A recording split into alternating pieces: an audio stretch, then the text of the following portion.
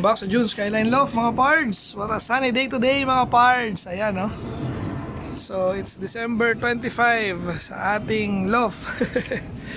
Ayan, update ko kayo sa ating mga South Young Birds. So hindi nga naging maganda yung kanilang holiday. Itong ating ibon kasi nga naging 6 na yung ating mga tinamaan ng lintik mga parts, and then unfortunately yung 4 doon bumigay na.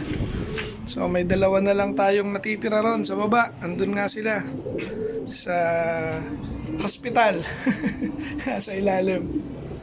Then ngayon so far mga parts, yung natitira natin dito is for recovery na sila. Ayan. Then pati si puti, ayun si 014. Okay na rin yung kanyang sugat. So naiaapak na rin niya yung kanyang paa. Then ayan, ito sila ngayon. Then natira na lang sa atin -2 pa nga yun nandun sa baba.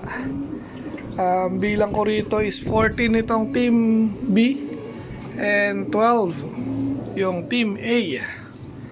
So, andito sila. Yung iba may nararamdaman pa siguro. So, 3rd day na nga nung ating medication. Then, ano ba yung ginamit natin? Ito, pakita ko sa inyo mga parts. Ito yung lagayan natin. Ayan, no? Bali, ito. Yung ginamit natin ngayon. So, not sponsored mga parts. Ayan, yung Sulpar QR. So, water-soluble powder. So antibacterial, anti-infection, infective, saka anti-protozoa. So ito yung ating ginagamit ngayon. Then maganda naman yung naging reaction. So far, ito sila. Hindi pa rin natin yan ikakarga for this coming Tuesday. So may loading nga ng Tuesday. Pero magsasakay tayo. So, tingnan natin kung pwede na si puti, si itim, ayan, yung brown, yung nahuli na nakaraan. And then, sino pa ba? Ayun, yung slate na yan. Tapos, ano pa yung iba? May 2 rito eh. Ayun, yung white feather checkered. At saka, may isa pa dyan eh, isang blue check pa. So, magiging 6 pala. Ayan, mga pards. So, ayan yung ating update sa ating loft. And nga pala mga pards, meron tayo ritong mga line ni Layla Mac. Ayan. So, ito yung mga pang norte ko. Itong 3 na to. Ayan, 3 blue bar. Then may 2 pa nga ron sa baba na napisa na.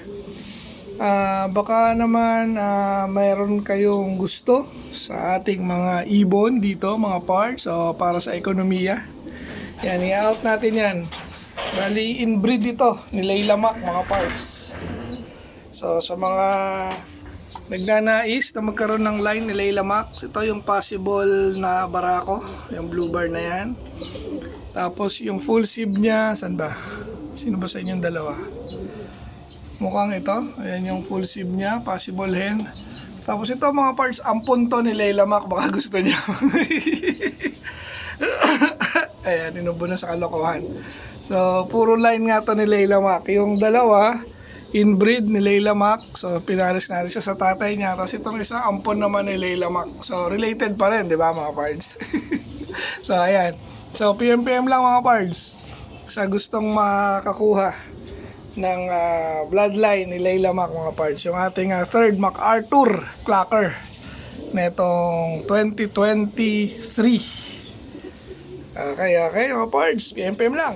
Tapos nga pala mga pards, nasingsingan ko na yung isang anak na itong ating tawag dito, father and daughter pairing. Ayan, so binalik ko ulit rito yung isa dahil parang nag-aalangan ako rito, baka patayin na naman. Ito yung nasingsingan na natin mga pards, yung unang pisa. Ayan pakatapang na itong puti na to. So, nasingsingan na natin siya ng pang north. Then ito wala pa kasi nga mas maliit tong isa na to. Tapos ready to lay na naman sila ng 2nd clutch. So ito na lang yung papaitlogin natin. Ito pag napalaki na, okay na. dahil parang tinatamad na nga tayo mag-breed. And then ito yung dalawa pa, so may humabol na naman. Ayan, MacArthur ulit. Grabe, nauubos ibon natin sa sakit. And yung isa, ayun, ano ba number nun? 048 ba yun? Ayan yung isa. Parang si 048 mukhang gagaling. Then ito mukhang malabo to, yung brown. Pero tingnan natin. So meron niyang gamot sa tubig. Ayan mga pards. Okay. Shout out kay ADC Pet Shop mga pards. Sa Sampaloc to located mga pards. So baka meron ditong mga nanonood na malapit sa area na yon. So malapit lang to sa may Sampaloc Hospital mga pards. Marami kayong mabibili dito sa pet shop na to. So pang aso, pang pusa, pang kalapate, saka pang manok. Meron dito mga pards. So suportahan natin itong ADC Pet Shop mga pards. So shoutout sa iyo pards JJ Cachero.